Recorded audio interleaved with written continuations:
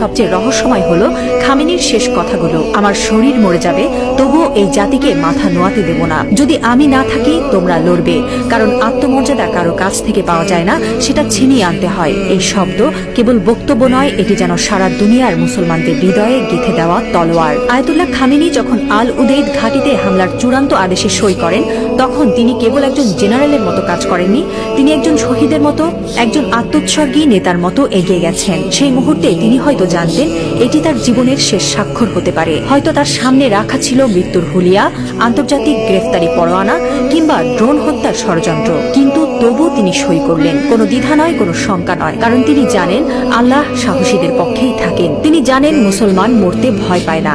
যারা আল্লাহর পক্ষে থাকেন তারা জানে মৃত্যু মানেই পরাজয় নয়, বরং আত্মত্যাগী বিজয়ের শুরু। এই একজন মানুষ এখন আর কেবল ইরানের নেতা নন, তিনি হয়ে উঠছেন সারা বিশ্বের মুসলিম উম্মার প্রতীক। একজন বিশ্বাসী, একজন অটল মুজাহিদ, একজন সাহসী পিতার মতো তিনি বলছেন, আমি থাকি বা না থাকি তোমরা লড়বে। হ্যাঁ মুসলিম উম্মাহ, তোমরা মাথা নিচু করো না। লা ইলাহা ইল্লাল্লাহ, আল্লাহ ছাড়া আর কোনো ইলাহ নেই।